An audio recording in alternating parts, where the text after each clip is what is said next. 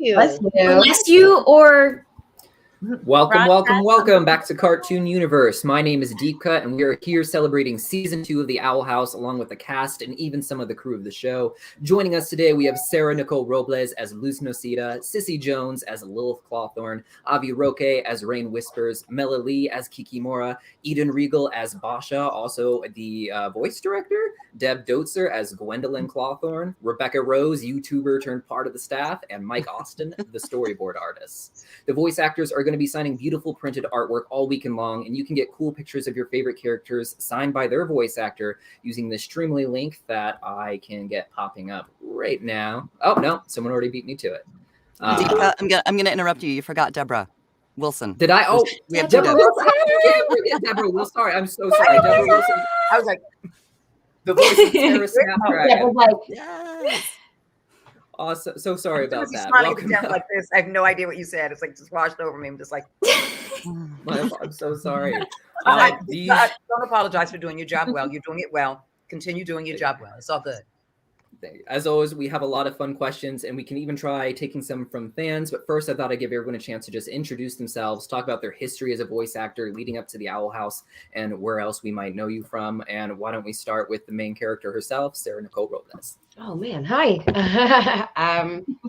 Thank you again, Deepcut. It's a pleasure as always. I started voice acting, doing some like voice matching stuff, which was really fun. And then some scratch over at Disney, like a little YouTube series at Disney, and then I got the opportunity to audition for this. So done some scratch on. Bobby and Luna are doing some dog scratch right now. So yeah, that's it. And now I am on this amazing show. Now over to Cissy Jones.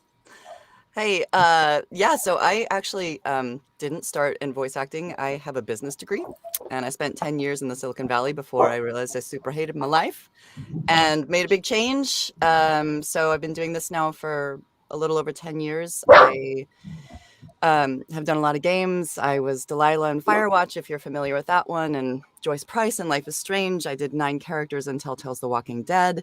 I have so many fun animated things coming out in the next couple of months/years that I can't talk about yet, but this show has been just a lightning rod and so much fun to be a part of. It's always great to hear when you guys are doing more work, just because more cartoons, more YouTube. Let's keep the party going, you know? Yes. And over to Avi Roque. Yes. Hi, everybody. Let's see. I was on like a path of working towards professionally doing theater, on camera things. Voiceover was kind of a thing, but this was all pre-transitioned for me. So I felt like it really didn't, timing wise, didn't really happen. But then I transitioned, took hormones, testosterone, my voice changed. I got an audiobook, which would be the first kind of audio anything that kind of opened the doors to where then these opportunities started coming into my life. And one of them being my very first animation audition, which is for the Owl House for Raine Whispers. And obviously it's such an affirming role, and it's been a dream come true, and I'm so grateful. Thank you so much. And over to Mela Lee. I did disaster relief and some banking, which were ironically very similar jobs, and fell into voiceover and thought I'd hang around for a minute before I went to law school. I didn't go to law school. I hung around. You might know me as Lifeline from Apex Legends, Jade from Mortal Kombat, Kikimora from the Owl House, which is the first time my bangs have been so on point. And I'm just excited to be a member of this cast and to grow up to be in a Disney franchise is sort of everybody's dream.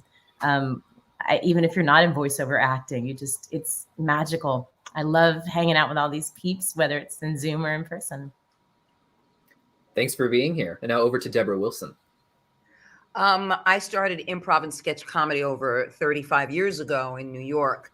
And because it was always different characters and you're improvising and coming up on the fly, I ended up doing sketch comedy series in Los Angeles called Mad TV. So there were lots of characters and lots of improv in between the stuff. And most importantly, we did a lot of parodies of things. So we did parodies of commercials and music and celebrities. And because of that, my voice was always lending itself to either doing the music or either doing the parody of a celebrity. And so doing voices for that, or doing the voiceover for these commercials. And I kind of, over a period of 30 years, began to transition into more voiceover work, and kind of moving away from on camera work, unless it's like independent features and really things that are heart projects. And started lending my voice to a number of things, a number of projects.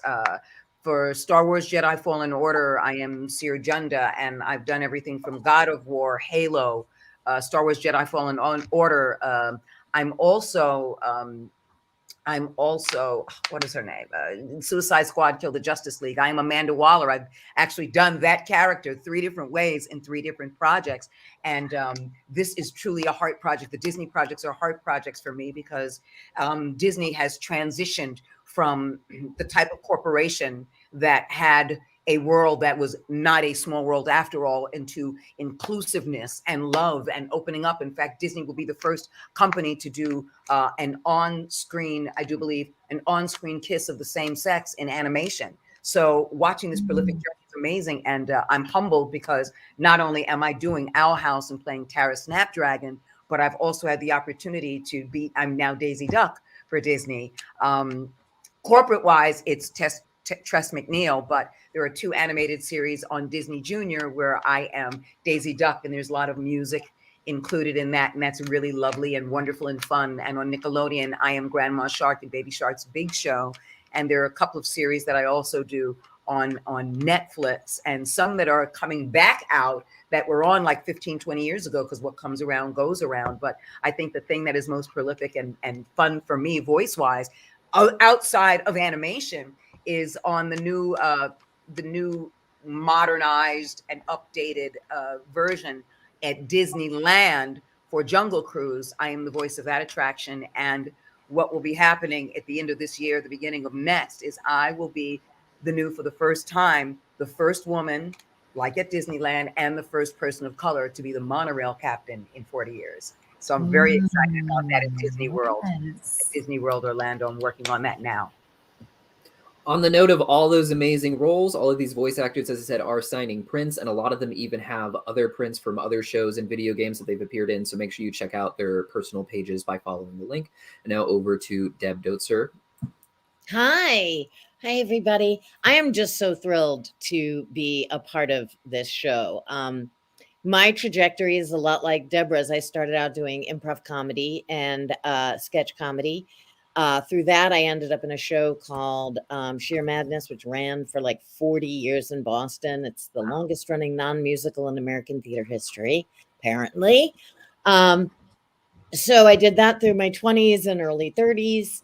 I'm clearly a lot older than that, than many of the other cast members. And I live in Chicago, and I've been doing voiceover work for about 30 years, mostly commercials, which is kind of what we do in Chicago. And I've been throwing my hat in the ring for animations and games for a long time. I was the voice of the narrator in Injustice: Gods Among Us, which was super cool and gives me a lot of street cred with my students. I also teach college, DePaul University and Columbia College Chicago. Wow. And I was in Watch Dogs, like a million different background characters, and that was a blast. And then I landed this right as the pandemic was starting. And I just want to say, at 56 years old, don't ever give up on your dreams, right? Mm-hmm. It's a dream to be in a Disney show. You know, I have so many students who say that, and like, here I am, and I recorded in my closet and sweated my ass off, but I had a blast and worked with Eden. Yeah, and this show is groundbreaking, and my students love it for all the right reasons, of course. And it's so nice to have, you know, queer representation all over the place in a Disney show, and it, you know, it's incredible. So thank you for having me. Yeah, I got you by 4 years, girl. Oh, okay. Well, you look a lot better than I'm me. the matriarch. Should I be breastfeeding someone out there? And now over to Eden.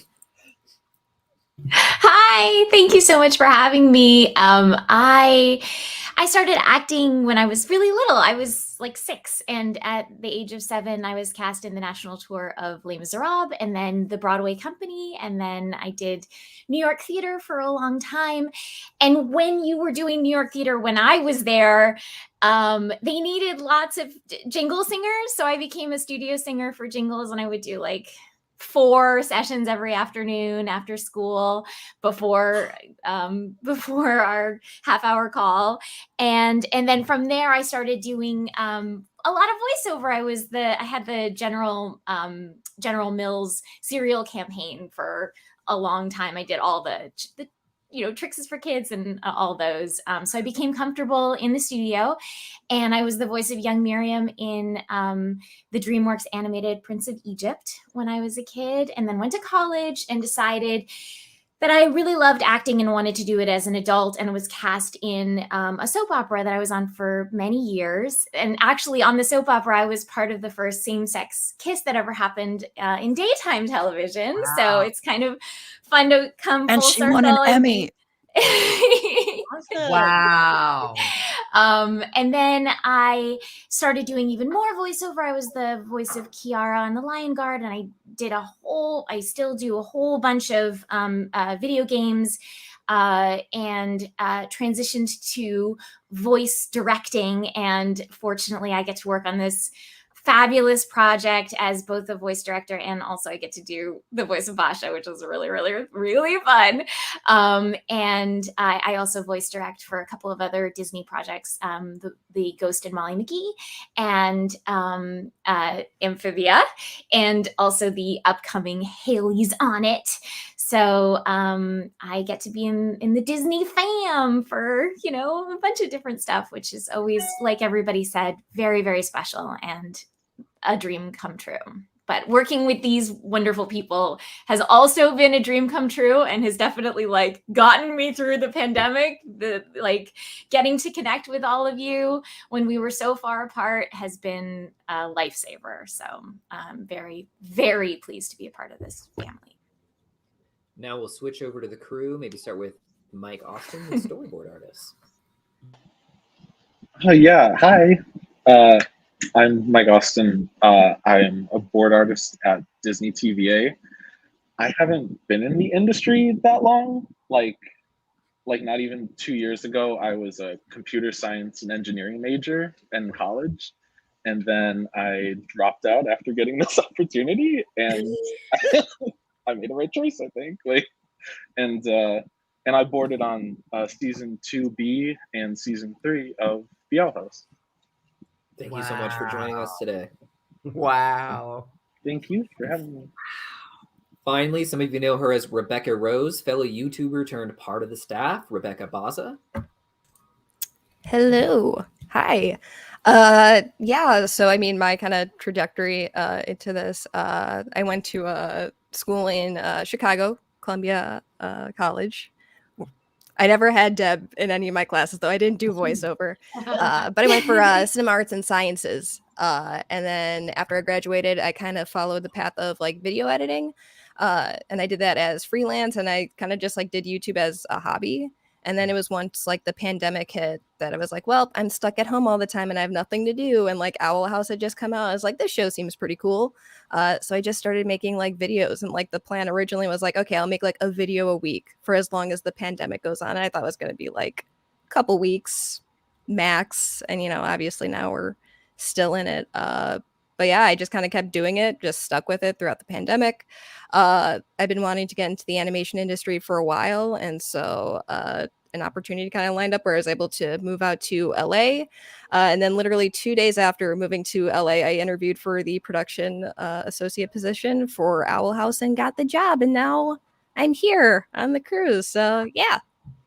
Well, welcome back on YouTube as well. Thank you. Great. Now, we are mostly here because of the season 2 finale. So the fans would love to know all of your perspectives on what happened as far as, different expectations you had going in versus what happened on screen. What was your reaction overall to the season 2 finale? Why don't we start with Cissy Jones?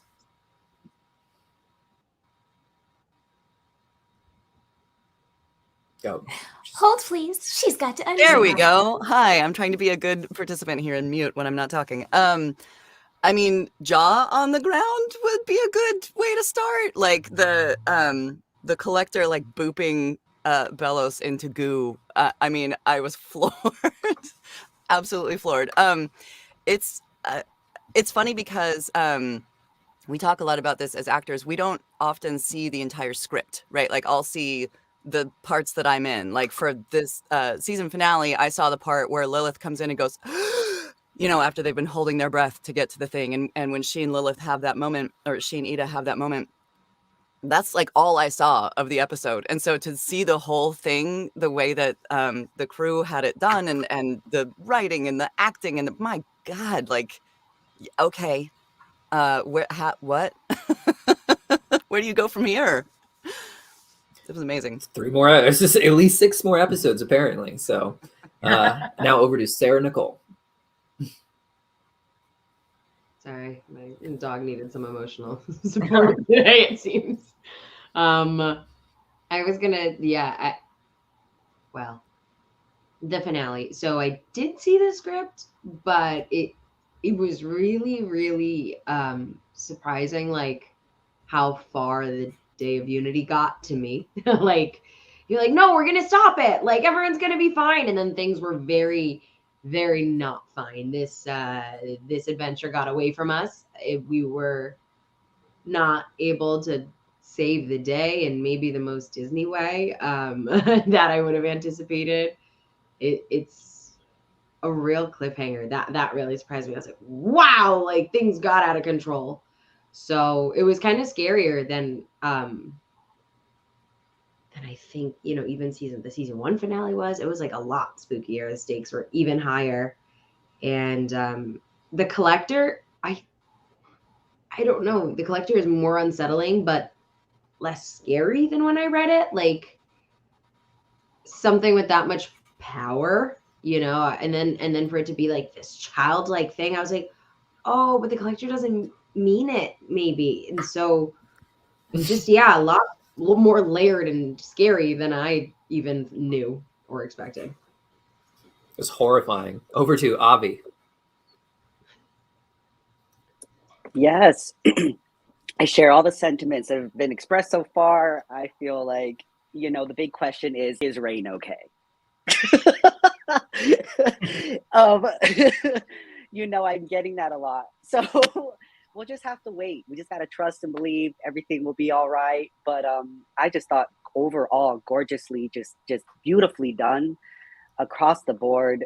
It's just, again, this series is just top notch. And this finale was something. So, that's right. Cliffhanger. I agree. Oh, yeah. Now over to Eden. I also got a lot of is Raine okay? Everybody's very invested in Raine being okay. But I will tell you that, you know, Dana loves pain. You know, I think she must. I sometimes think she must because, like, I read the scripts and I, you know, work with the actors when they open up their hearts and, like, you know, are like completely trampled on the ground. And sometimes when I go over to the other line, Dana's like, so, you know, it's going to be, there's a lot in store. But I do get to read the whole script. And then I also get to see the boards and like follow along as things get changed and updated animatics and everything. And I consume the show probably at all those stages like a fan. I'm like, I get the boards and I'm like, click through and like, oh no, what? They didn't, what? Yes. So it's so helpful to have the visual in mind when we're playing out the scenes so that we can get it just right. But when all of this happened, the collector's enormous power and how chaotic they are, and how everybody, I think the way that you know how powerful the collector is everybody else's reaction to it. So when all of you are like, hey collector, we'll play a game called the Owl House, that's when you know like the collector means business. But the collector is like the most cheerful, like I just want to have fun, like little kid. So it's so incongruous. And when the collector just like boop moved the moon and boop bopped, Belos into goo, you're like, oh, I see. We were focusing on this big bad, but there's a whole other big bad that we had no idea about. And that visually arresting final moment when Luce and her friends find themselves on the other side of the door, and then in the rain go to her mom's house and knock on the door. And the way Nikki said, "Hi, Mom," like with so much emotion and having seen so much, it just like I was sobbing buckets watching with my kids. And it was fun to, after seeing it at all the different stages, to then watch it with my kids and my family and have them go like, what? It's amazing to see that reaction. So deeply dramatic and cool. And now over to Mela Lee. I think it was emotional, not just that the writing is so incredible, but having been recording most of this, everyone like in our booths because of the pandemic, it reminded me of, what are the things we were worrying about in January of 2020? And then all of a sudden you're like, but wait, there's something else. And just that concept of working for things, how many people had to change jobs or, even as voice actors, although we kept working, we were so worried about what's going to come next, because it was constantly this thing of you just don't know where center is. And so when I think that not just the finale, but everything resonates with people, because it is that sense of like, we found our magic, lost our magic, you just don't know what's happening. And the heart-wrenching thing of what you think your worst adversary or your biggest challenge is. And you're like, I think I can do it. And then there's a bigger challenge. And you have to take a deep breath and wait for season 3. Thank God for trucker hats. I just want to put it out there. Sometimes I felt like kind of like in the pandemic, we all were like yoga pants for everybody. I love that Kikimora has bangs and a trucker hat. We shall see. I love that. Her in that little hat.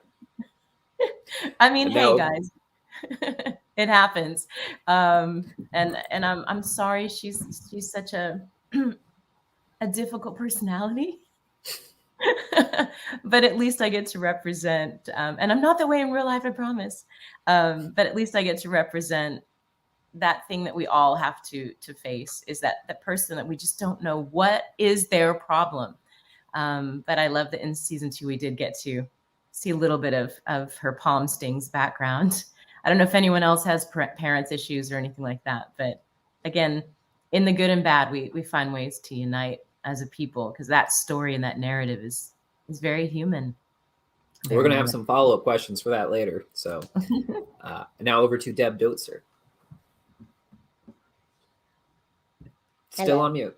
Yes, I know. Yeah, my mind was blown, like Cissy said, jaw to the floor. I watched it with my 19-year-old son, and he kept grabbing me and go, oh, and wow. And I actually ended up kind of howling at his reaction more than it was like not a laughing matter, but his reactions, I was like, oh, it was so cute. He was in it.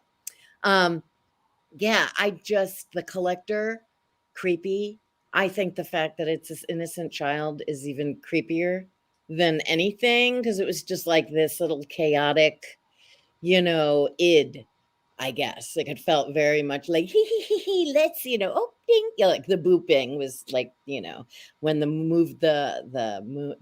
moon, I was like, that's cool. That is a cool little trick. And then Luce and company ending up at home back in our world, I guess, was that it just all was unexpected. And I have no idea what the heck the next couple of episodes are gonna hold. Is it back in the real world? Who knows? And that's kind of exciting and fun. Thank you so much. And now over to Deborah Wilson. The biggest shock for me is that, pardon me, Eden Riegel said she had kids. That's number one. That's a bigger shock for me. It's like, what? Excuse me, you're 17. Did you hide your pregnancy?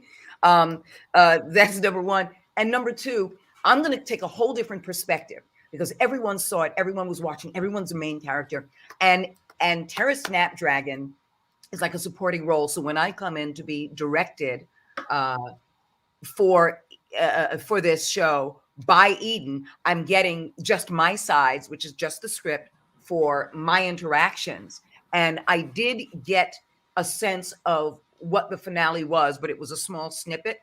And I am so fascinated by everyone's personal journey on their way to this that says, I am possible. You take impossible, you separate I am from possible, you put an apostrophe between the I and the M, and everybody's journey goes from impossible to I'm possible. And so with everyone saying what they're saying about this storyline, for those of you that know it, it's even more fascinating for someone who has not invested in other than doing the voice and really getting into what I needed to do in that moment and then taking off to recognize in general that this show has a prolific and a powerful inspiration on every level across the spectrum of the world and across the spectrum of humanity. And Disney has really opened itself up as a company and a corporation beyond the imagination, pushing the envelope and making sure everything and everyone is included, including storylines that are going to grip you and take you on a journey. Now, when we see Disney musicals a lot, we're hoping and we get that. We wanting and we get that. And we follow the story and we know where it's going to go, but we still take that journey because we see what's possible and what's supposed to happen. And I think it's more interesting and even more provocative to be a part of a show that I'm listening to each and every one of you talk about how provocative and how powerful an influence it is, which is why this show garners as much attention as it does. It is not your average Disney show, and it is allowed to use every aspect of imagination and storytelling and drama and pathos and action and fear and joy to grip you and allow you onto this journey while seeing yourself in it. And now I'm willing to invest myself on a Saturday and a Sunday to sit down and watch every single episode this weekend, just from what all you're saying. I did get a piece of it when I did record, but nothing as far as what everyone's saying. So now you've made me true fans of you all, number one, and your own personal journey, and true fans of what Disney is doing, and true fans of what this creation is that you are all prolifically a part of. And I'm so proud, even more so, to be a part of it and take that journey instead of knowing, to discover the knowingness of this show, to really invest in the knowingness of this show. I'm really excited to be a part of it. I thought I was excited before to be a part of it, but sometimes when you don't know and you hear it from others, you go, my God, I'm a part of this. I've been given the honor and the privilege to be a part of this type of storytelling, this type of creativity, this type of journey that is powerful beyond a lot of the Disney shows that we've watched and seen over the years and what's coming up. And so I am truly proud to be a part of it. And I'm glad for not knowing so that I can really journey and venture into the knowing like the rest of you. That was beautiful. Absolutely beautiful. I can't wait for you to see the show. And if you can come back for season 3 and let us know your thoughts, I'm so psyched to hear them. Indeed. Now we can switch over to the crew. I didn't skip Mela, did I? I didn't skip Mela this time. Cool. All right, then over to Mike Austin. Amen. But we didn't hear from Rebecca. No. Oh, so we do voice actors mostly. Then I'd go to Mike and then Rebecca. Oh, okay. So we do like cast first, then crew. Now it's Mike, then Rebecca. Before I say that, I just want to say, Deborah, that was beautiful. Mike? I really love that. It's just truth. I'm just really excited. I don't know what else to say.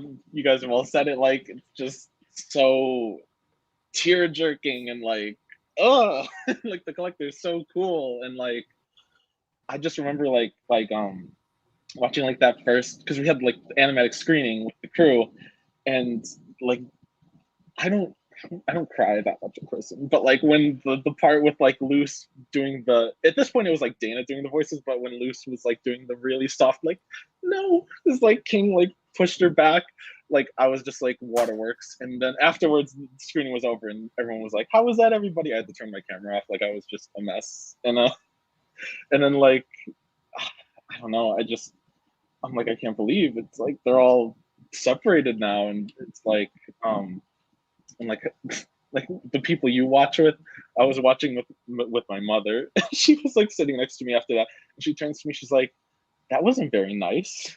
Like, this is a Disney show." I'm like, I don't know,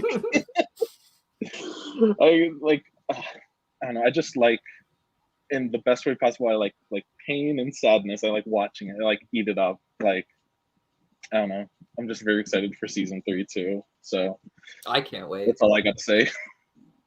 And now finally over to Rebecca. Yeah, I mean, like, just like everyone said, I mean, the finale was incredible, but I mean, I really feel that like season 2 was just such an elevation of the show in general from season 1. It's like everything that they had that was already good in season 1 just like cranked it up to, you know, like 20 for this season, you know, and especially with the season 2 finale. You know, I think just the setup of having like Bellows as like this big bad villain to be defeated so easily and so quickly with a new, you know, villain is just like it was such a shock. Yeah, I mean, I believe that part was boarded by our director Bridget Underwood for that section, and they did a fantastic job, as just like with the entire episode as well, but that scene specifically. But yeah, I mean, like kind of like Deborah was saying, I mean, it's like I feel that we're all just so lucky and fortunate to be on a show like this, because there's so many shows out there, especially with streaming now. Like shows are, you know, dropped in like a binge format and people watch them and then, you know, you're done. You don't yet like ever really think about them again, you know. And I feel like with this show, it's like we really get the opportunity to I don't just like it's to see the fan reaction and see people be like emotionally impacted. It's like it's not every day that you get to do that. So like I feel like we're all just so lucky and fortunate to be included on a project that has that kind of, you know, response and reaction from people. And just I don't know, I feel very lucky and appreciative that I get to be a part of it along, like with everyone else here. So Thank you so much. I want to thank some of our super chats real quick from Angel Asensio, Ghost in the Jars, Brady Wells. I think there's a few others. Crazy Bunny. Thank you so much for your support. Most of them were just giving compliments to the amazing voice cast on their amazing answers. If you guys do have questions, you can submit them through super chats or as a regular comment. However, we are asking for questions about voice actor and crew experiences. Don't ask about lore. Don't ask for spoilers. Not going there today.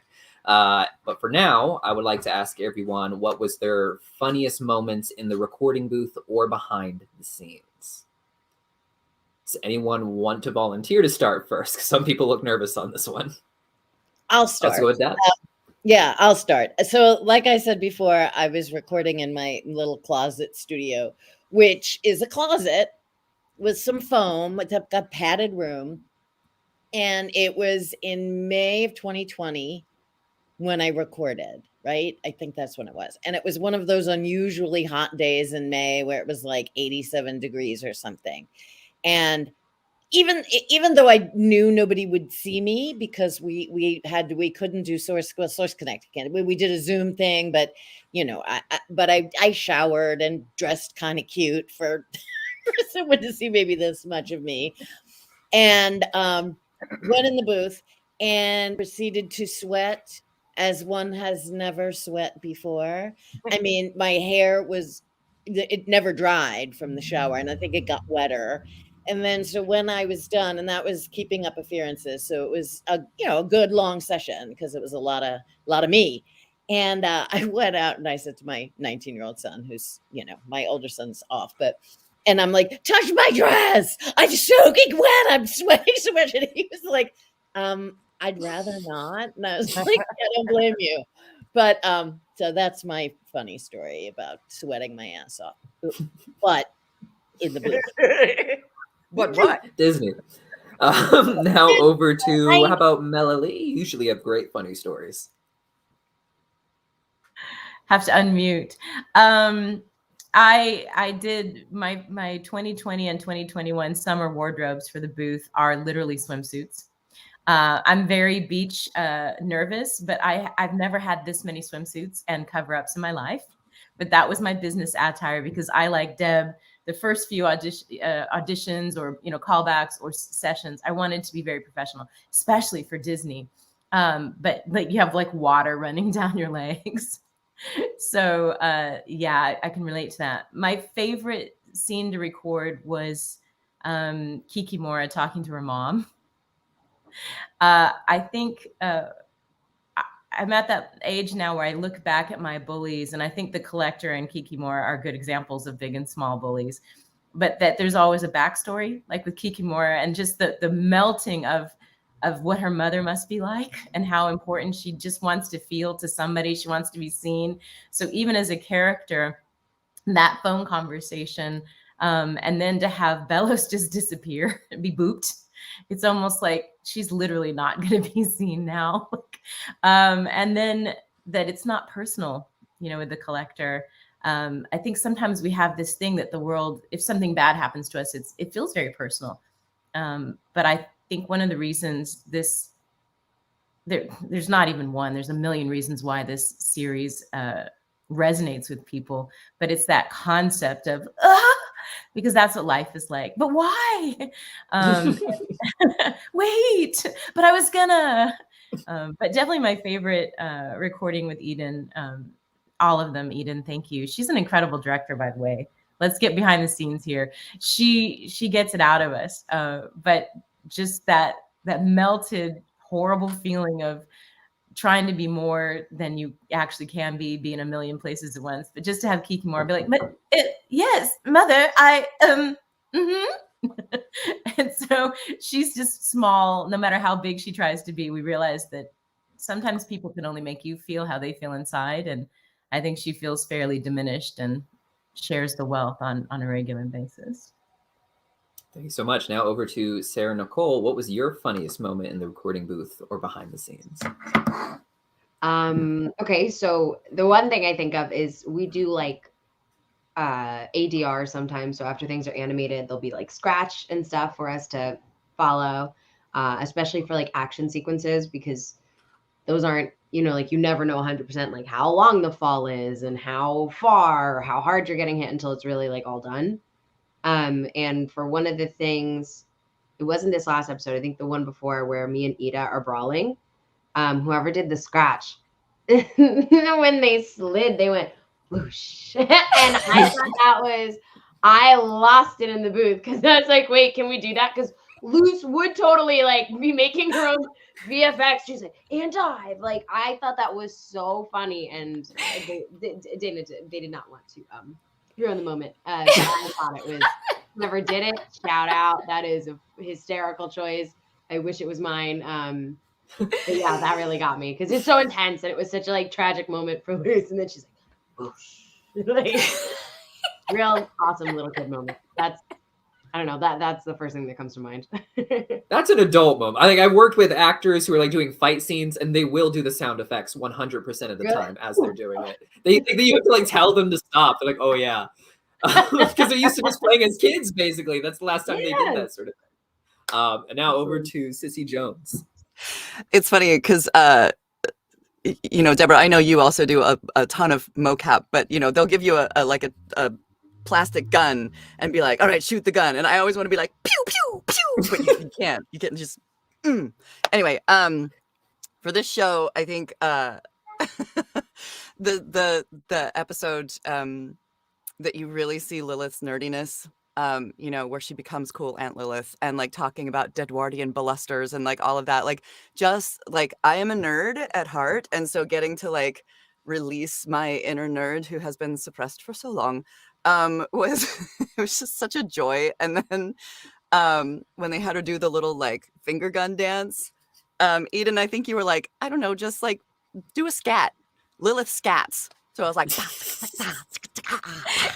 and like that actually went into this like what? And it was just pure ridiculousness, and I love it. And now over to Avi. Yes.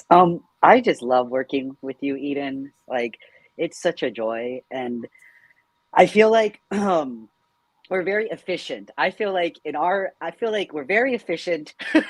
we're moving along. We do it. So I don't always feel like there's that many moments where it feels like, ha ha ha, let's giggle, this is funny. I mean, we do, we do. But I would say, like, when I'm there, like, I am there to work, and it is fun, and I do love it. But at the same time, I feel like there was the moment in the episode where Raine is announcing the brand new name for the covens against the throne, aka the cats. And I remember we did that several times, and I don't know, I feel like there was one take where, like, the end we're like, just give a growl. Like, rawr. So, that was fun. That was definitely a fun moment to do. And now over to Eden herself. Oh yeah, I mean, I get to experience all the fun moments. Yes, and just to explain why everybody was so hot when we were all recording from home. Everybody has these home booths, but air, any kind of air conditioning creates too much noise. It just, you don't want that white noise in the thing. So everybody has to turn off all their fans and everything and hermetically seal their booths. And yeah, it gets hot in there like a sauna. So we've all experienced the sweat drip that goes from here all the way down to the nether regions and beyond. And that's what's going on there. We get really personal. But I will say that some of my favorite things, my favorite booth moments, and you've all made me howl with laughter because you're so willing to just like be your goofy selves and like have moments like Cool Aunt Lilith where you're like, and Mickey Luce gets a jillion of these. So I feel like I've seen every single part of your personality, but we mine their personalities for all the goofiest stuff. And fortunately, they're willing to share that with us. And we die laughing. We die laughing. But some of my favorite booth moments have been for Boscha. I know that there was a line that didn't clear S&P. It was like, I'm going to set you on fire when Luce like is filming for her mom and everything's going wrong. And I think it was supposed to be like, I'm going to set you on fire if you do that again. And S&P wouldn't let them do that. So Dana came up with this alt. I'm going to set your eyes on fire. Or somehow S&P thought that was okay. So, and it's so much worse. So when we did it, we were like, we can't believe we're getting away with this. And then I also love making everybody do Dana's squeaks because she usually gives at least one to each character. If you haven't yet, you probably will have one in the future. But Dana does like a unique like squeak, like it's very, very cute. Only she can do it. And so everybody else tries and fails many, many times and then ultimately gets it when you're like, just do it exactly like Dana. And they're like, really cute. So it's fun watching everybody do that. And then it's always so fun having Deborah Wilson in the booth because it is like my church. I go to the Church of Deborah Wilson. I just want to like let her go because I'm so inspired by what she says. And she's so good at lifting every person up in their own unique way. And sometimes eventually I have to be like, okay, we have to stop. We have to start recording. but if she gets off on a tear, like I just bask in it. But whenever she records, she does like 3 brilliant takes. We usually do like 3 in a row, 3 absolutely brilliant takes. And we're like, yeah, take that one. And then she's like, I'm going to do it again. And I'm going to tell you why. And then she tells us, why what she's going to do is better. And then she does it and it's better. And then occasionally she'll be like, still not satisfied. I'm going to do it again. And then she does it even more brilliant. And you're like, what's even happening? So I usually just like let her pick the takes because she knows better. And with that note, over to Deborah herself. You know why? Because I'm so invested every time I'm in the booth with you. And I get a chance, I get the blessed a fortunate opportunity to actually go into studio at Out Loud in Burbank and record. So it's really wonderful to have that space to play in and then create that space. So that space doesn't mean anything to me, but the space here in my third eye is everything. So the environment is there, the reactions of the environment, the reactions of those around me. And that's why, because each time, because I'm in that environment, I saw somebody do something. I see somebody do something. That reaction, this, that look, someone behind me. And so for me, it's a moment to moment presence in the creation.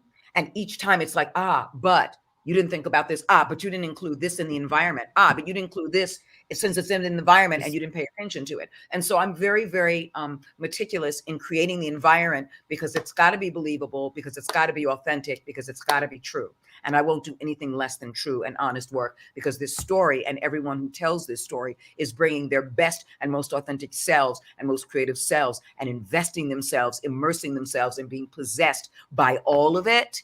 That to bring less to the table is unfair to the project itself. But I will say this, my favorite moments in the booth is whenever I'm doing efforts, I fart every single time and Eden doesn't know it. Every single time.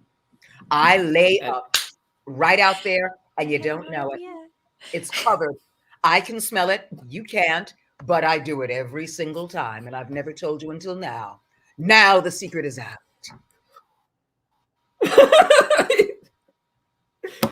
I put in the chat that I love you, Deborah. This is you. Yeah, but I think I love you even more now that you've confessed to your farting while doing. Yeah, Deborah, the mic didn't catch you. Nothing. No, because you know why? I'm always making sure I do You're efforts. a professional. Because she's a professional. So you just don't let it out. You just don't let it come out. You jerk it around. You do. Because if you just let it out, it's like an opera. But when you jerk it around, it's like pop music. I'm going to use that quote from now on. I'll be like, mine are like pop music. Yeah. You're jerking it in your efforts. And And now over to Mike Austin. Thank you so much for that answer, man. Thank you so much. Over to Mike. I feel like the main source of like funniness, like when I'm boarding stuff, is just from like reading the script and how like freaking funny it can be sometimes, and then like later on seeing it when it's all like drawn out in voice, it's like even funnier. But like my favorite I almost said fart. You got it on my mind now. My favorite part, my favorite part that I loved about like the process was like when we do like table reads or like rough pitches. And specifically like Hootie or Kikimora is like in the script, and whoever gets the part, you gotta like do a voice for like either of those characters, especially like Hootie. And like the episode 216 or like Hollow Mind, I like voiced Hootie for the rough pitch, and I don't know, that's just fun to me. And everyone was like cracking up, and like whenever someone's like doing a table read and doing Hootie, or like Kikimora with her like proper like you know, I just think that's so funny. Like that's all I got. And now over to Rebecca. Yeah, I mean, one of the fun things about my job is that I get to sit in on a lot of the voice recording sessions to take notes of any like line changes or anything like that, or if they sometimes like combine lines together when they record, or if there's like a ton of exposition or something, break it up so that way they don't have to read like a paragraph in one take. So like, yeah, I mean, there's funny moments all the time in the booth. I think one of my favorites though was it was for a loose ADR. I think it was for 217, which is Edge of the World. It's where Loose, Hootie, and King are like falling from that portal when they get back from the Titan Trapper Island, and it was like the longest scream like or yell ever. It was at least 7 seconds, and so Eden would be like, "Okay, like all right, first take, here we go," and they're like, "Okay, that was good. Can you do it longer? Can you do it longer? Can you do it longer?" It's just like every time, like we just kept needing to go longer and longer. I think the way they alleviated that in the final cut is like when they cut away really quick, when you like see the full portal, they just cut your audio and then like put the rest of it in. But yeah, I remember you doing a couple takes for that. Nikki. Yeah, I just couldn't understand. I was like, how am I still falling? What could I possibly be falling from for that long? Like now when I see it, I'm like, oh yeah, that's the drop. But like, I was like, really longer? Like that's ridiculous. I thought it would be like too silly, you know? So I kept being like, really? Like, okay, do it again. Like, Well, thank you so much. Eden mentioned earlier about how she kind of mines some of the voice actors for character personality traits. So this leads into the next question. Great. Do you feel that you as a voice actor has helped influence your character in the show? The person who asked this brought up loses like cracks when she gets to certain emotional stages, how those sorts of things are weaved in. And the fans would love to know. If we can start with Sarah-Nicole. I'm so sorry. My audio cut out. I heard something as a voice actor, cracks in my voice. I did not hear the rest of your question. Oh, so do you feel as a voice actor that you helped influence your character in the show? The person who submitted this specifically referenced like there's certain moments you make lose crack, and they wanted to know like what's the process of weaving that in and deciding that's the moment.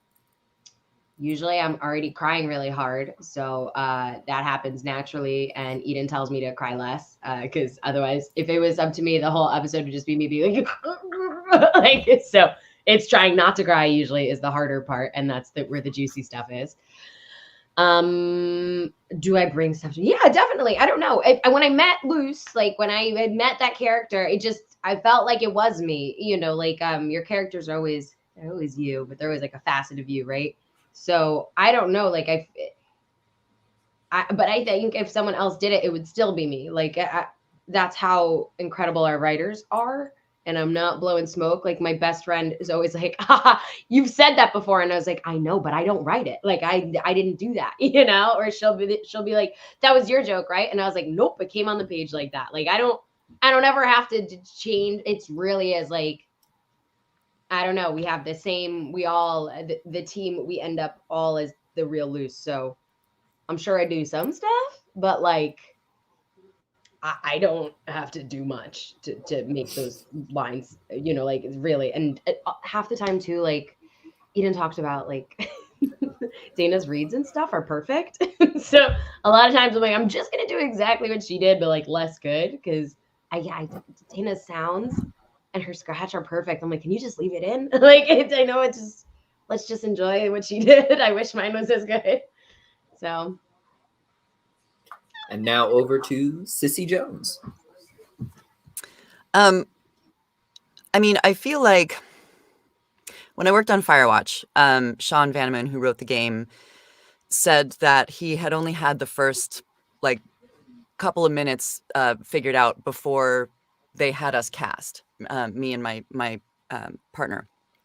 And he said that as he cast me and Rich Summer, he was able to write the characters more because he got to know us and then create more of the characters based on who we are as people and like what makes us tick.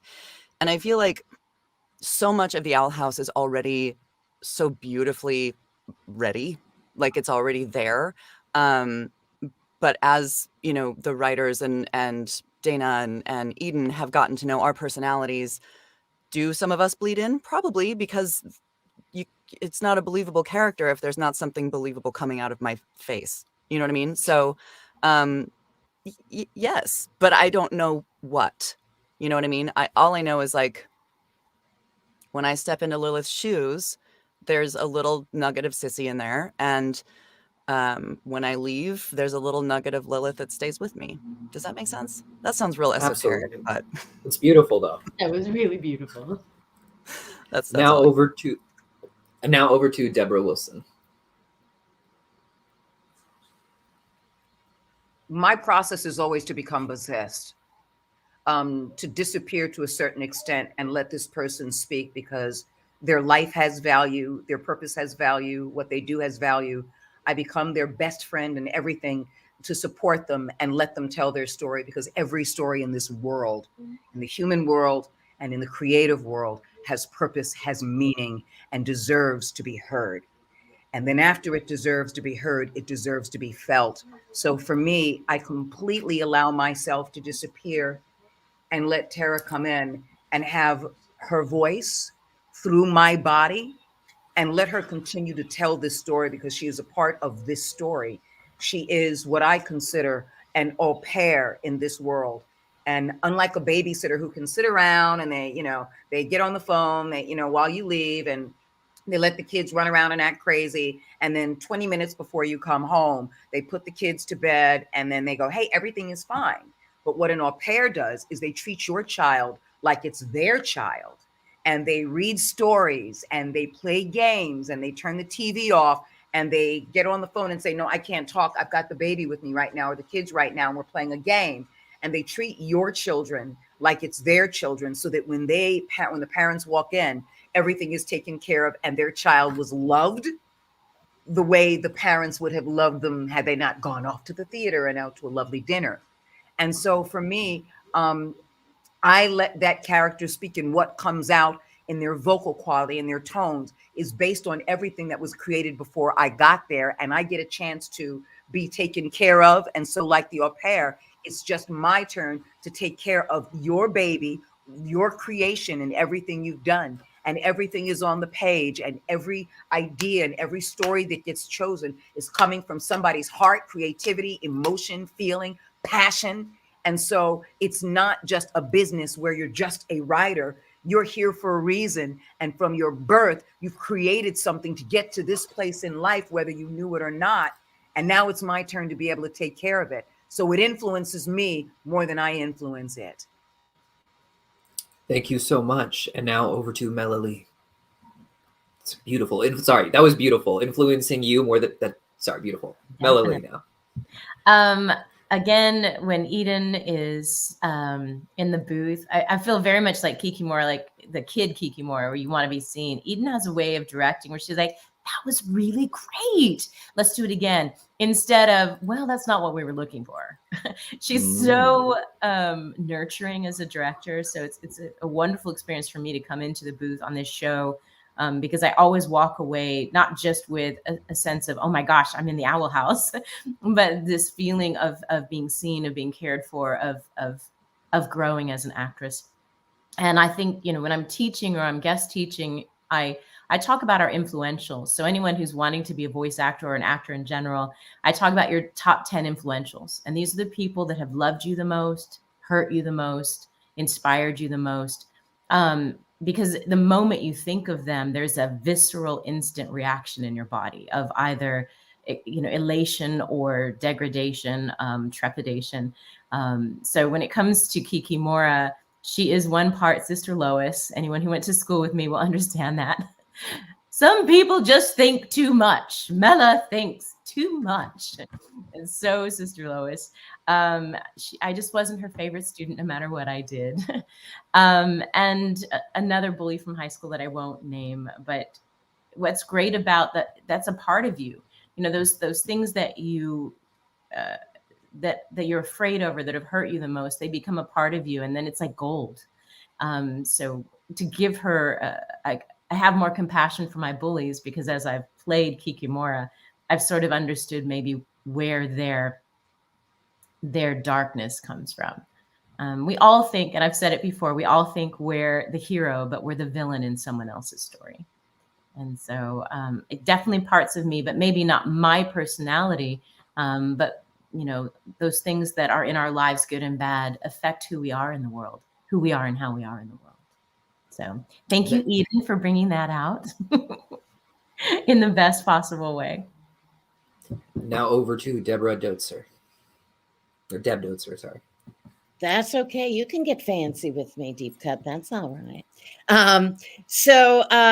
Yeah, well, when I got the script, and I read the whole thing, I mean, even just the sides that I was given for the audition, I really related to the character. I'm a mom. I have 2 kids. There was a beautiful story arc in the audition that you don't normally get. Like, you get words on a page and you're like, I have no idea what's happening in this scene. And we have to create something in our mind's eye to lead us, you know, to make it believable and real.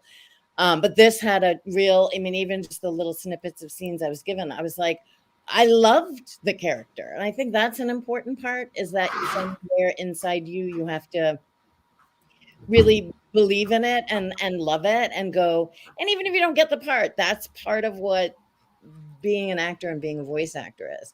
So I got it and I was thrilled. The voice itself, it kind of like Deborah said, it just kind of came to me. It wasn't like I plotted it out. And, you know, I mentioned before, I teach, and sometimes my students and I go, you know, it's hard to explain what we do sometimes as a teacher. I'm like, I just kind of let that person come through.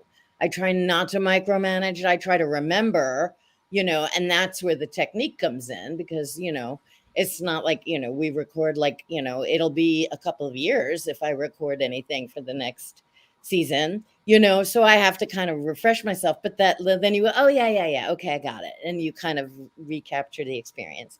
And I'm going to echo what everybody said about Eden.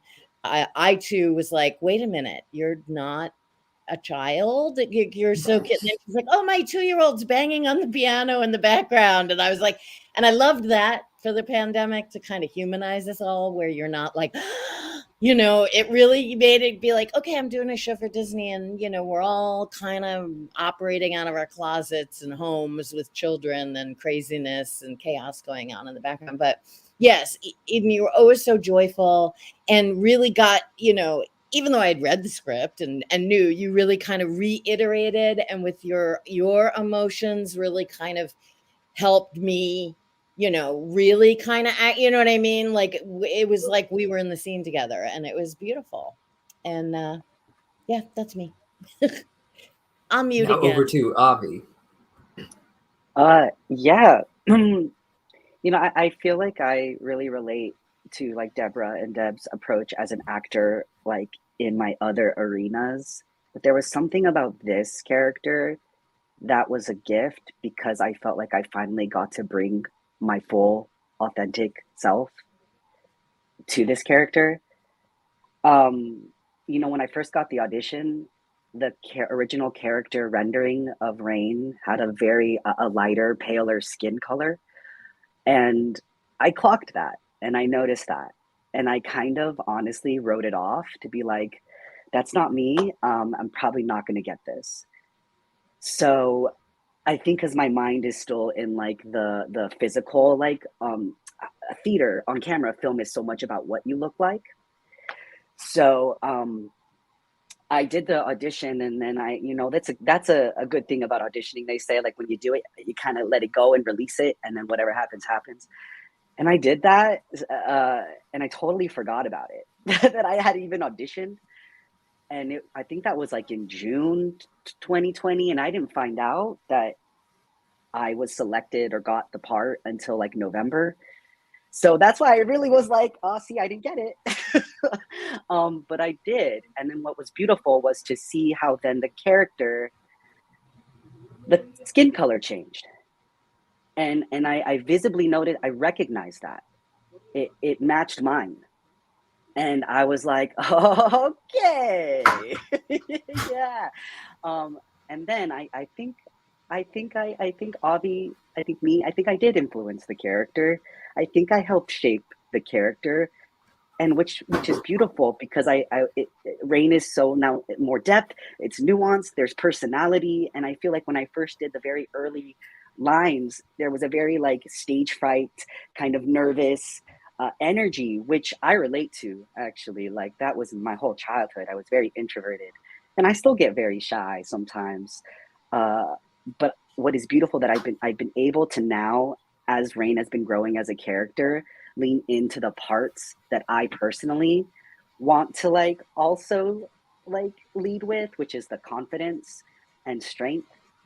And that's beautiful to get to like do that with Raine, and see that quality that it's. And oftentimes queer, trans, non-binary characters, they are the supporting, they are the sidekick, they are the comic relief, they are the alien and the creature. And no, like, Raine is a full like being, and is doing so many incredible things that is more than just their identity. And so that is, again, why Raine is such a special character, not just to me, but I know to the fans.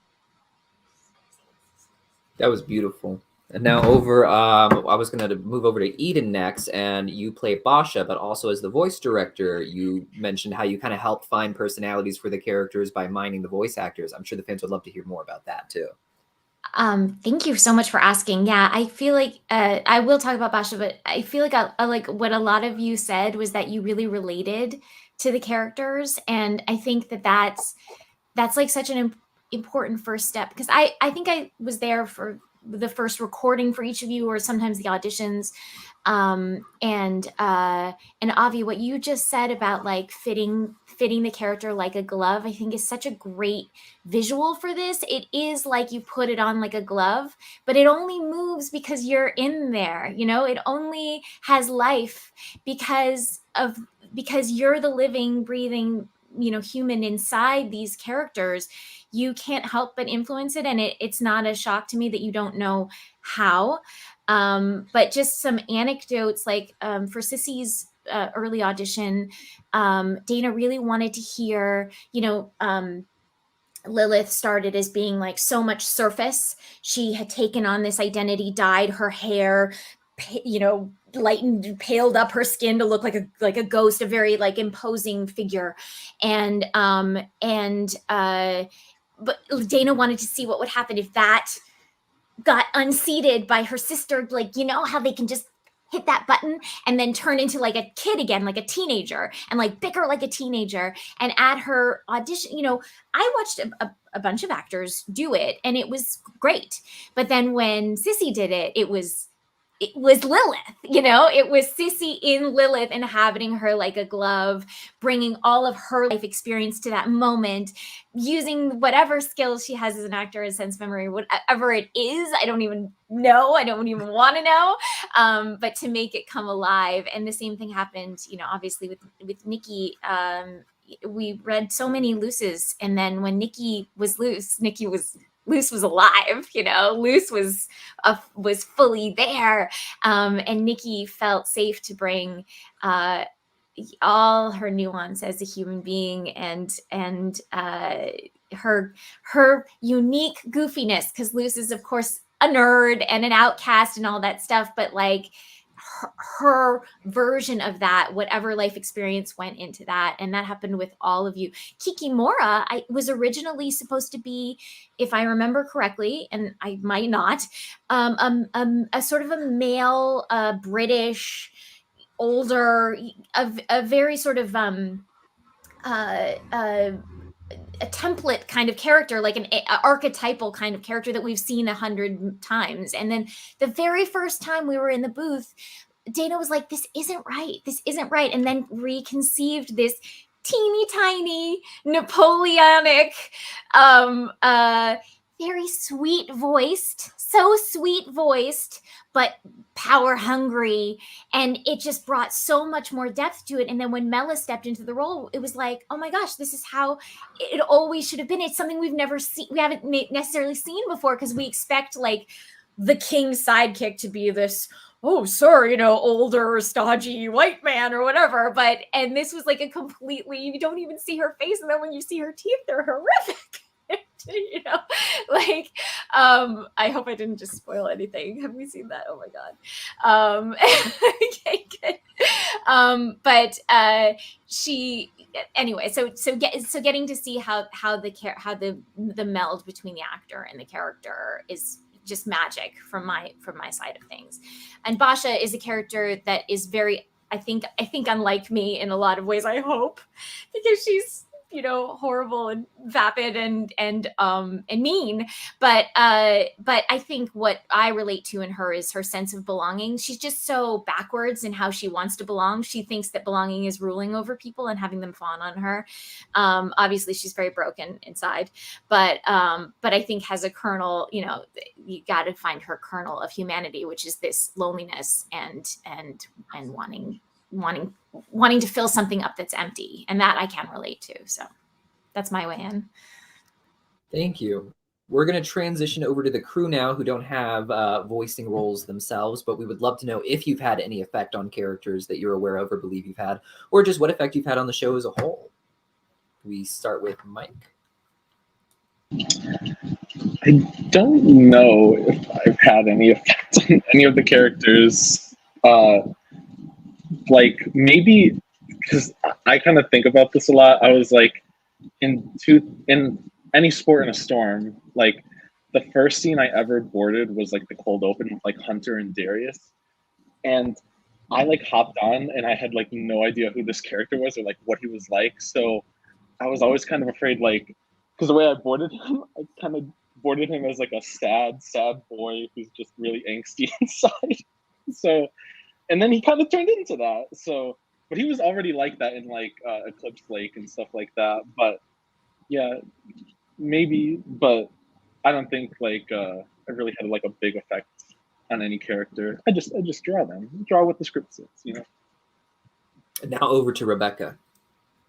I mean, I'm going to disagree with Mike because I mean, I think with like any character, I mean, you know, in media and television movies, like I think any character is a collaborative process with, you know, putting them on the screen. But I mean, with animation specifically, because you have someone writing the character, and then you have the directors and storyboard artists kind of like boarding out like the mannerisms and facial expressions of these characters, and then those kind of, you know, get passed off the script and the boards and the animatics and stuff get passed on to Eden and the voice actors, who then, you know, give the voice to the characters. So like every stage of the process, you know, you have different people adding to these characters that, you know, you see on the screen. You know, and I mean, we're in, you know, just wrapped season 2 and we're going on to season 3 now. So it's like at this point, you know, we've definitely gotten to know each other as a crew. And I'm sure like we all influence each other in some way in that aspect and bringing these characters to life. But yeah, I think like the entire thing's a collaborative process for every character that you see on the screen. Thank you so much. And now we're going to switch over to some personalized questions for each of you. We're going to start with Sarah-Nicole again. And your question, some fans really wanted to know, what were your favorite Spanish-speaking lines? Could you explain why you love them so much to the audience, especially to us who never learned? Cool. Okay. So when I've never, okay. So, you know, representation, as Avi said, is not always as awesome as we want it to be. Like a lot of times for stereotype, a lot of times there's not enough room to bring all of you to a character. But I am Puerto Rican, so when there was like my first Spanish line in there, like I think if it wasn't in the audition, I think it was on our first episode where I just said, "Ay, qué lindo!" And we even did it in like the original version that we pitched at Disney. Like I was like, yes, because it's exactly, you know, like it was so real, you know, and that's exactly what I would say if I saw a little Cubone, like King in real life. I want to squeeze it. So that was really special and fun. And then there's a line, was it? It's like a phrase. It's a Dominican phrase. And I speak Spanish, but Luz Batista wrote it. And I was like, I don't know what this means. Like, I understand what it means literally, but it's kind of like an English phrase, like it ain't over till it's over. Like if you're not, I don't know, like if you're translating that, it might not make as much sense. Like if you don't understand the sense of it. So I had to like ask other Luz, like, what is this? Like I was like, I speak Spanish, but not, you know, like every culture, we all have different phrases and stuff. So it was really cool to learn that too. Like I learn stuff as much as I get to share stuff. And sometimes they'll be like, well, how would you say it? And so we would say it like a few different ways to see what was less weird, you know, or communicated the most. So, yeah, ay, qué lindo is simple, but it was, you know, and I think there's another one. It's like, I don't remember what it was, but it was like, nothing's going to get done until you do it. And so like stuff like that. I don't know. I feel like I say like a lot of dope woke stuff whenever I speak Spanish, aside from ay, qué lindo. You know, like pretty cool. And now over to Cissy Jones. We talked a little bit about your character earlier today and dug into how she's kind of got these layers to her.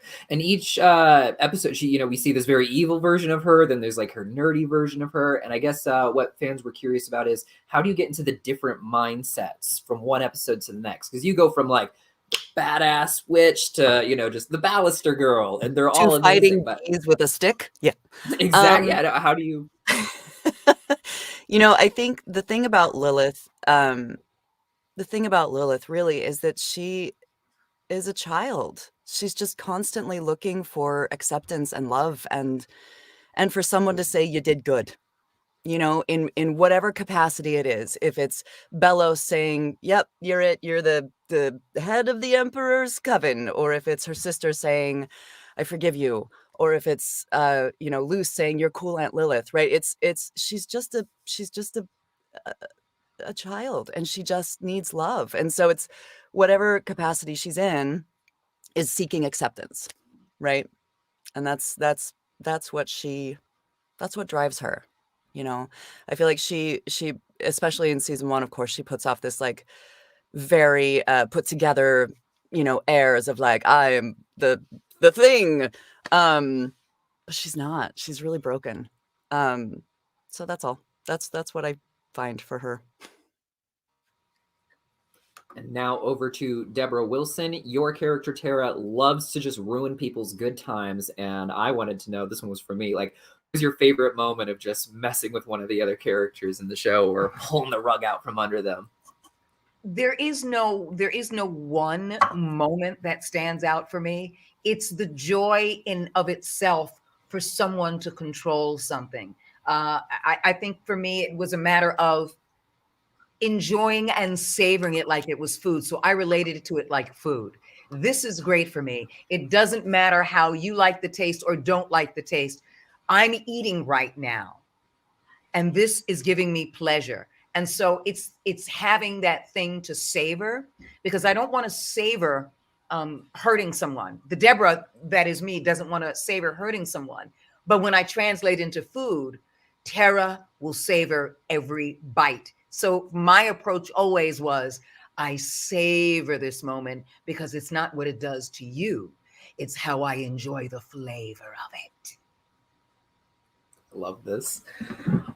So the next question here is for Avi. We mostly know about the Bard Coven through Avi, as they are, very musically inclined. But it's been made clear that that Raine uses more science about sound in order to manipulate the magic system to the best of their ability.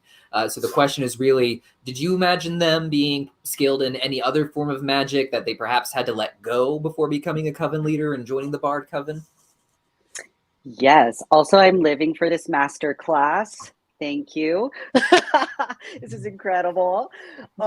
Yeah, I think I'm gonna relate it to like my own personal trajectory as like a young queer person who was dealing with a lot of shame around like my sexuality and all of that before coming out and embracing my truth. Part of my need for acceptance, it's such a big thing, was I wanted to be good at everything. I wanted everyone to like me. I didn't want to feel like, anyone suspected anything, or that like something was like, someone would feel like something that I could, oh, wow, words. I didn't want to feel like there was anything wrong with me because I felt like that internally. So I would say that Raine probably was good at everything. And that, they really excelled at all of the magics until finding the one where that clicked, and which would be bard magic. So that's the way I've created that narrative, because it's not written, so I just made that up. Well, I love to hear it, man. Sorry. No so worries. now over to Mela. Do you still want Kikimora to retain her villainous edge going forward, or do you hope that we will see her having more of a helping for the right reasons, the Disney style turnaround? What are your hopes for Kikimora in that regard? Well, I would hope that as soon as I'm answering, there's like this huge, somebody's moving out here. So if you can't hear me in a second, obviously I would hope for her to have an ascension arc as a being, that she wouldn't be so insecure and hurtful. She has some communication issues. Like she gets her needs met in very strange ways. But I would hope that there is a way for her to understand, because I think sometimes we all desire the approval. You can see this through line. We all need approval as people and as characters. I think it's just whose approval we're looking for. And I would hope that she would have her own approval, and that she would understand what she could use her magic for, how she could fit into the world in a way that wasn't negative. I think it's a habit for her now to be an antagonist. But in my wildest dreams, she would have a redemption arc and find a new way of being in the world. Owl House and otherwise, yes. Really like what you said, a habit of being an antagonist. Love that idea. Over to Deb Doetzer. How much did you know about the Owl House before you audition, join, and what has been your reaction to the show and, more importantly, the fan base? I didn't know much of anything because I'm, in my 50s and I'm busy and I'm doing stuff, so so I had no idea what I was auditioning for. I looked up a clip and was like, oh, that's cute, to get an idea of like the vibe, of what was going on. But like I said, I really, really dug the script and really connected with it. My journey has been kind of insane in that I'm good friends with, I'm going to name drop, but Steve Downs from Halo. And he tells a story about how he discovered that Halo was beyond his comprehension, right? Because he was an older dude. He kind of had done another game that went nowhere, was kind of doing a favor for like, yeah, I'll do this voice. Like, oh, he doesn't talk much. And that's kind of the way I felt. Like he was at a friend's house. The kid was playing Halo. And Steve was like, oh, I think I was on that. And the kid was like, what character did you play? And he goes, I don't know. And then his voice came on. He goes, oh, that's the character. He goes, you're Master Chief? And he goes, oh, yeah. That's his name. And the next thing he knows, there's like, all the kids in the neighborhood with their copy of Halo. And Steve's like, oh, this seems to be something kind of big. So I kind of felt the same way. All of a sudden I mentioned it, I was like, oh, and I just did this to my class. And like, all of a sudden the students were like, hey, and I'm like, oh my God, I'm just the same old Deb who, is a hot mess most of the time and swears a little too much in the classroom. I'm the only one who dropped any kind of naughty word today. So sorry about it. But yeah, it was, and so it's been kind of fun going on Instagram and Twitter, which was not my jam, and I didn't want to do it. It's a little disconcerting sometimes because you're like, hey guys, I'm busy. I can't talk to you all night long about the show. But yeah, it's been awesome. And I wouldn't trade it. I mean, it's kind of like a dream come true in a way, to have so many people want to know who you are, want to know about the show and all that stuff. So it's been great. Thank you. And now over to Eden. This was a question that I had because I did not notice that you played both Boscha and then the another character from Amphibia who's a bit similar, I would say, in terms of their relation. So I was going to ask, what do you, and people love these characters. So I just wonder, what do you attribute to the success of these really small roles that everyone's just like cheering on every time you're on screen? The character designs, for sure. Yeah. I'm very lucky that the artists are so talented and make these incredibly inspiring designs because I want to see more of them too. They're so cool. And Boscha's like third eye and how she seems to be like the least seeing of like any of the characters somehow has the most eyes. It's just brilliant. And I love their look. I want to know more about them. And of course the way they're written as well. I'm sure that's why they catch on. And now over to Mike. What was the hardest episode to work on and why? Well, I want to say Hollow Mind because I was really scared that because I remember our director Amelia, we were finishing up on Any Sport in a Storm and our director Amelia was like, hey guys, we get the super scary, terrifying episode. And I was like, oh no. I was just really scared if I could do something like that. But I got some stuff in the beginning and then a lot of the Ida and Lilith or the Ida and Hootie and King stuff. So that was a little bit more funny and lighthearted, away from all the Hunter trauma and almost dying and stuff like that. But I think the hardest one was probably my first episode, Any Sport in a Storm, just because I was so nervous because this was the first job I've ever had, and I was like, I'm gonna mess this up and they're gonna fire me or something like that. And I was just like, oh, did I draw them on model? Did I do the proportions right? Is this staging okay? Do you like this? And they were like, yeah. And I was like, okay, thank you. And I just it was a lot more stressful. And looking back at it, I was like, I should not have been worried as much. But anytime you're doing something new and you feel like you got a lot of pressure on you, it feels like the hardest thing to do. But you move past it and you just you live life and everything turns out all right in the end. So yeah.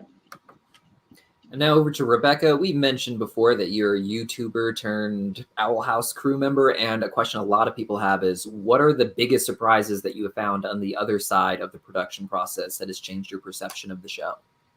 Oh man.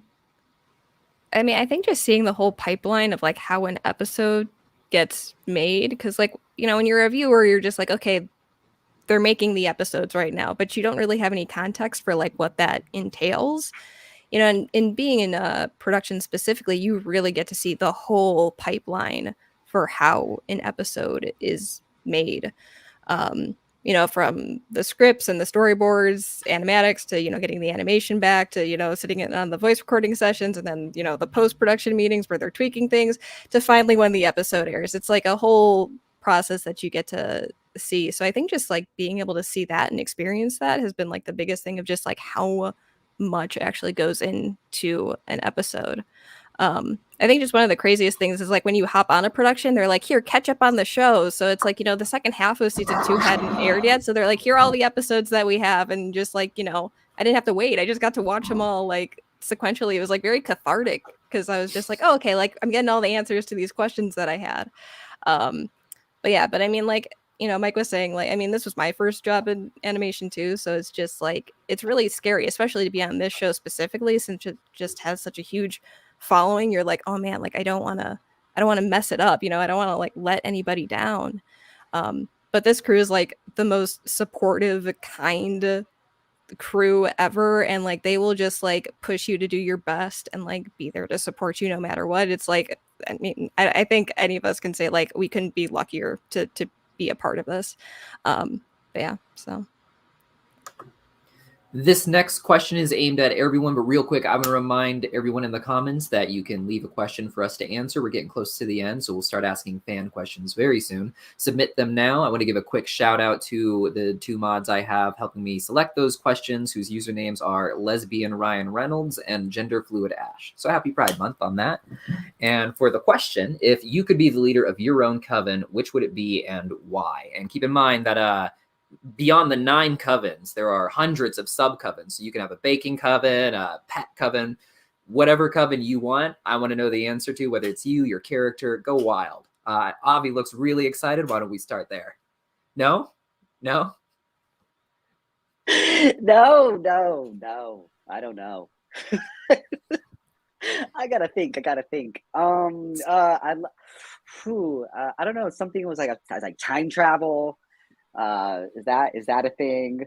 Time Baking. travel coven. That's cute. I like the baking. Maybe I like riding my bicycle. So I'm gonna be the coven of bicycle riding. Okay, that's my answer. And your bike can go up and fly in the air. Okay, There you go. You can time travel on your bike. There you Thank go. you.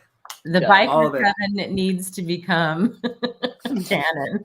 Sounds very promising. Yeah, I might be interested in joining flying bike. In There the you go. meantime, what about Sarah-Nicole Robles with her answers on her coven?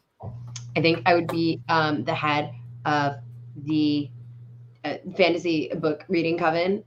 We would just read fantasy books together. It's just like a book club, only it's full of witches and demons. So I don't know, it feels even better. Our books could also fly, and time travel, obviously. Maybe you could go like into the story, like Blue's Clues style, like you hop in. Did you guys do an episode like that? Oh, am I copywriting something? I don't know. Did we? I think you and Amity went inside a book or something. Maybe. Oh, I'm yeah, we listening. Well, did. no, you brought the character to life, and then it Right. Okay. Close. Oh yeah, out of the book. Yeah. I mean, I did really like that episode. It was a pretty juicy one. So that's my answer. Library coven. I love it. And now over to Cissy Jones. I mean, bad girl coven. Of course. But Ida's already the head of that coven, so. Nope, taking it. All right. Cissy Jones wins. And over to Mela Lee with hers. I think I love antiquing, so I could see Kikimora being ahead of like the antique magic. Like instead of Antique Roadshow, it'd be like Antique Magic Show. She loves to have antiquities of, you know, just different talismans, all of it. I think that'd be cool. Now over to Eden. I mean, Boscha would definitely be just like the head of the Boscha coven, where everybody was just like worshiping Boscha, obviously. Like, What kind of magic do they have access to there? the fetch and carry for Boscha magic, I guess. And like lots of sports. Yeah, I would love to join the library coven. That sounds amazing. Moonlight in the Bad Girl coven. Maybe add like a little nap coven for like Saturday afternoons. Perfect. Our skill would be napping anywhere. Spell that puts you right to sleep. That's all you need in life. I would like to also join the napping coven. Yeah. Yes, thank you. Should we get that trending on Twitter today, guys? And now over to Deb Doetzer with her coven. I like the nap coven. I'm a big nap fan. So the napping coven, I was thinking more like for me, the crazy cat lady coven. And so I could like command all the cats in the world to do my bidding and to love me unconditionally. That for sure needs to exist. But that needs to exist with the napping, right? So napping with a lot of cats and books and flying bicycles. That's why you need wild magic, so you can do all these things. Crazy magic. Let's do it. And now over to Deborah Wilson. Definitely, without a doubt. I didn't have to think about that. It would be an animal coven. Why? Because I have 11 tarantulas, 10 scorpions, 2 aquariums, and a baby Western hognose snake. So anything that has to do with tarantulas and anything that has to do with scorpions, because I have 10 scorpions, like I said, 11 tarantulas and 2 aquariums and a dog and my baby Western hognose snake, Roque. So anything that had to do with those little creatures and those critters that most people are afraid of and don't know anything about, but are fascinated with or could be fascinated with in order to get over a fear, that would be me. That's hardcore. Could All anyone right. be more perfectly cast for this show? I know. It's- Like really just holding up your snake. Yes, my little Like, venomous. I was literally about to ask if we could see one, and then He's pulls out the very snake. cute. Oh my gosh, Yes, that's his so name is cool. Rocky. Look at you And, showing off. they are Rocky. They are Rocky, and they are technically venomous. Oh. Don't. I will catch a snake with my bare hands if it's like a garden snake. Yeah. But wow. Okay, you're Hi, sorry, you're a badass. Wow. Over to Mela Lee with her coven. I already did my coven. I'm antiquing. I love Oh, yeah, antiquing right. covens. Yes. Then over to Mike. I was also gonna say like a cat coven or something like that, but then there's also like the animal coven, and you said the other cat coven. I also like cats and sleeping, so maybe there's like a sequel to like the Tiny Cat Coven, like Tiny Cat Coven 2. It was just so good they made another one. Like I don't know. Why do we have to like, pick a track? Can't we be like loose with all the different colors? Like we get to do it all. I don't know. I'm gonna join. Like I'm gonna do multi. I'm gonna do Deb's coven and Deborah's coven both together. I'm taking 2 at once. And finally over to Rebecca with hers. I mean, yeah, like the animal coven sounds awesome. Like I would join that in a heartbeat. I mean, yeah, there's like all the cat coven. What about a puppy coven? Can we have a puppy coven too, where you just like play with puppies all Yeah. day? I'm That big seems on great the puppy too. coven. I'd join that. I'd multi-track into that. Awesome. We are now ready to take some questions from fans. Let's take a look at what we got here. Oh, here's a good one. Soggy Leaf Bread asks, what's your favorite line in the show? I can already say my favorite is just when Lilith says, stay mad. Gets me. Gets me. That's awesome. So let's hear from others now. Why don't we start with Deborah Wilson? You know what? I joined Deb in terms of, you know what? I'm now going to pay attention to the show and watch the show, but I'm 60. So it's like, okay, I've got to do this. I've got to do this. I need my tea. I need a nap. I need to use the bathroom. And then I have to do this and then use the bathroom again. And then I'm working. And then after the move, I need to use the bathroom. So I've Deborah, got I'm already like that. But you better rest assured that after I completely immerse myself in every episode and cry and laugh and get shocked and go, no, I'm like, what?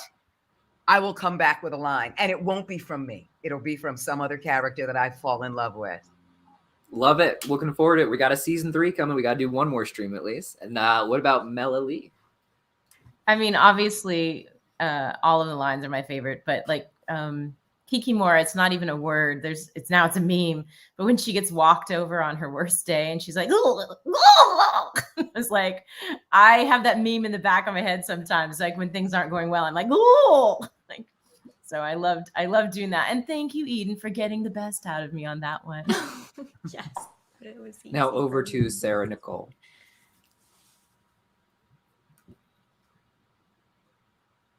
Think you're on mute. Good. I said nothing good. So, yeah. There's probably a line I don't remember saying or someone saying. I like a lot of the lines. I don't know. I'm still shook from King's like thank you for being my sister or the big sister. I got choked up and I knew it was coming and I still was like, no sibling. So King or Went. We went all the time. He's changed my life. I don't know. My husband and I, it's a real common sound in the house. So I guess that's my answer. Thank you. And over to Cissy Jones. I will never get over Ida being drunk on apple juice and falling in the bush going, "Help mama up." I will never get over that. I will never get over it for the rest of my life. Like even now when I'm tired and I'm like passed out on the couch, "Honey, help mama up." Never gets old. And now over to Avi. Yes, I would say in Ida's Requiem, my favorite go-to line is, "Don't give up so easily. They probably need you more than you realize." It's my favorite one that I like putting out into the world. Now over to Eden. Favorite Boscha line was like, "Groveling line starts here." I love that. But overall, like the ones that immediately came into my head were King saying, "Thank you for being my big sister." Like that just like obliterated me. Every time I read it, I was like avoiding recording. I didn't want to record it. It was gonna kill me, but it was so good. And then I, of course, like us weirdos got to stick together. Like, I mean, that's like the kind of the theme of the show, and I always think about it. We are a bunch of weirdos. We do got to stick together. So that's what I got. And now over to Deb. I'm sitting here thinking, I don't know. I mean, the writing is so good overall. I mean, I guess for me, the character, my favorite part was when she gets all like, up in the business and like, gets really kind of down here and like, all the beasts that will be on your head was like my favorite line that I did. But I don't know. There's also, Ida's just got a million good ones and like, very snappy comebacks. Now over to Mike. I could think of something off the top. I like one that like my friends have been quoting recently is like when like Lilith does like let's boogie down to something town or whatever she says. She says like so funny. I was just like, oh my god, History and town. Let's boogie down to History Town. History Town. And my friend just keeps quoting out. I'm like, oh my god, please. I can't anymore. But yeah, that too. And now over to Rebecca Rose. I mean, I think all the emotional lines are definitely like top picks from like all the characters. But one of my favorites was from Escaping Expulsion when Lilith's going over like the glyph combos and she's like, "And the glyph combo, copyright me, Lilith Clawthorne."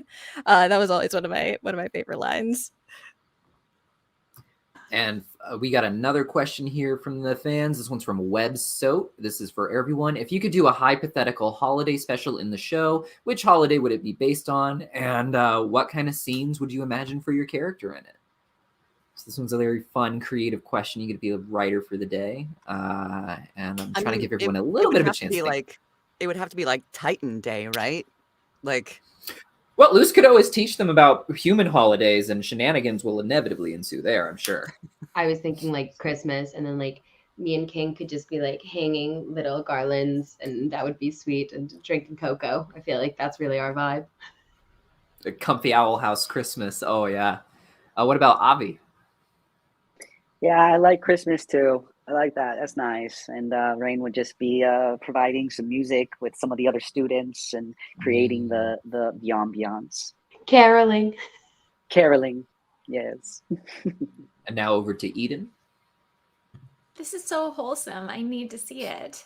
I have to see it. I have to see everybody cozy and like it's like the opposite of the Boiling Isles holidays. I can't even imagine how violent they are. So yeah, Luce introduces Christmas to the Boiling Isles, and everybody gets deep into it. I love it. And over to Mela Lee. I think like Guy Fawkes or July 4th or anything with like fireworks, would be really cool. But if it was Kikimora, she'd probably be like, Labor Day, that would be wonderful. We could celebrate working. And everybody would be like, I don't know. I need to sync that line to a clip of Kikimora now. That's hilarious. Now over to Deborah Wilson. Easy for me. Dia de los Muertos, the Day of the Dead. Easily. And it wouldn't just be because someone arise the dead. It would be to celebrate those who came before us, that are a part of us, and that will stay with us. And now over to Deb. Mother's Day, of course. I think that goes without saying. And over to Mike. Oh, you don't have a character, but yeah, like I can't tell if, like, hypothetically, if there was like a Boiling Isles version of Halloween, whether it would be like the opposite and it's all like cute and cuddly stuff, or if they like just crank it up like 100 times to like the most horrifying, terrifying, like demonic stuff, and like, I don't know, blood sacrifices on Halloween, like something like that. Like, either way would be. I like the chibi version. Like, it'd be like chibi versions of all your most horrible monsters. Yeah, and they sell it for marketable plushes, like on Halloween. Now over to Rebecca Rose. I mean, I feel that like, since kind of like the Boiling Isles has some parallels to like the human realm, I feel like maybe they have like their own version of Christmas. Cissy put in Witchmas in the chat, and I like that. But I feel that like, I don't know, maybe like when they put presents under the tree, they're actually like offerings for like a tree creature, and if it's not like satisfied, maybe it like attacks the town, and there'd be like a whole episode of like, the Owl House fam trying to deal with that because they didn't give the tree creature enough offerings and is trying to eat everybody. I feel like that'd be a fun episode. Awesome. We have time for 2 more questions, one more from the audience and then one more from a special guest we'll be having. This question is for the general cast. It comes from Wenstream, who asked, for the voice actors, what would you say is your character's greatest weakness or flaw? And why don't we start with Avi? Oh, I feel like it's like a pro and a con, that kind of double-edged sword, but like having such a big heart, and caring so much. That I think that answers it. Thank you. And over to Cissy. Sure. Well, clearly it's being a perfectionist. I just can't help but make everything perfect. No, I mean, we talked about it a little bit earlier. I would say just the constant need for validation in whatever form or faction she's in. Just constant need for validation. Now over to Eden. Yeah, my character is basically a big flaw walking around. But character flaw. She's she also has a constant need for exterior validation. Obviously she's she needs a lot of help. Please help her. And now over to Deb Doetzer. It's complicated, I think, because, you know, a lot of the fans reacted with, she's an anti-vaxxer. You know, she was a bad mom, but then she became a good mom. But I think it's just as a human being, you overcompensate. You know, if one of your children is struggling as a parent, you tend to put a lot of focus on them and go, oh, the other one's fine. And that's usually never the case, right? The most capable ones are hiding, you know. So to me, it felt like I don't think she was really intentionally trying to hurt anybody's feelings. You know, that was, I think, the biggest flaw is just being so myopic on, you know, curing Ida that she didn't see anything else around her. Now over to Deborah Wilson. I think Terra Snapdragon's biggest flaw is believing that she has control over others. Because in the truth is she's continually, without her knowing, building their character and the make and measure of who they are as beings. And feeling like she has control is coming to the realization eventually, and has, that she does not have that control, which feels like it undermines her. But the more that she wants it and the more she pushes for it, the more others are challenged to fight against it to her own end, eventually, possibly. Now down to Mela Lee. I love that Avi's flaw is a great big heart. Just like Raine. For Kikimora, I think her big flaw, probably because she's seeking her mom's attention, is that she is attracted to unattainable love or unavailable partners. And hopefully in season 3 and whatever comes next, can we just wish 10 seasons? Can we just put it out there? It could happen. It could happen. Manifesting. That she would learn to be more attracted to available love, and people that really have her best interest at heart. Now over to Sarah-Nicole Robles. Sorry. I had an answer, but I don't know. I think it's definitely at least trying to fix everything, like thinking I have to fix everything, or trying to, yeah, that I can, or that it's my fault if something doesn't go right. All right, so we now have one more question, and we've got some special guests to ask this question. Get on over there, kids. I am joined here today by my nephews and nieces, who are some of the biggest Owl House fans. Say hi, kids. Hi. Now, I don't think the audio is working, so they can't quite hear you. Oh, no. How is this? We can hear them.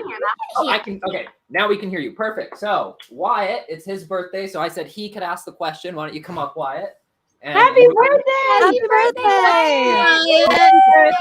Happy birthday to you. Happy birthday to you. Happy birthday to you.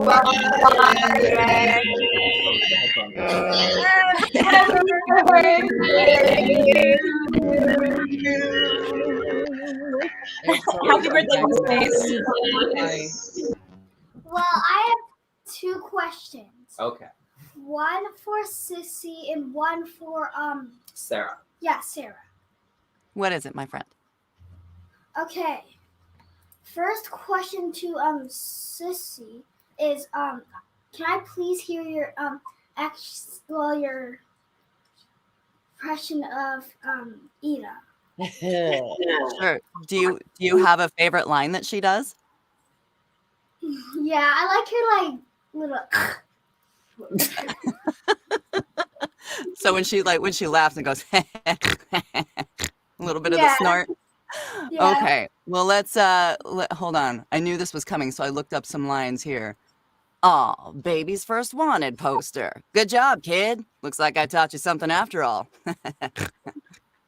That is amazing. The first time you did that in the first stream where you just like impersonated Ida, I loved it. I told them about it. They were like, what?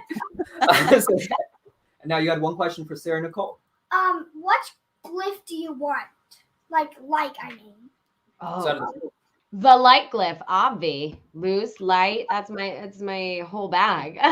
All these combo glyphs though, like what saved my life this season was that little hover one, so I didn't smack my face on the ground. So that's probably the most handy glyph. Well, thank you so much for taking the time to answer some questions for these little kids. They're big fans of the show. It's been an amazing stream. Thank you for everyone for tuning in. Real quick before we go, we do have the Streamly shop where you can buy autograph prints from these voice actors and see where they will be signing them on their own social media all weekend long. Check the link in the description down below. And I think that's it. Thanks for joining us, everyone. Thank you so much for having us. Thank Thank you you. so much again, Deepcut. Thank you. Thank Bye, amazing cast. Bye. It was lovely to meet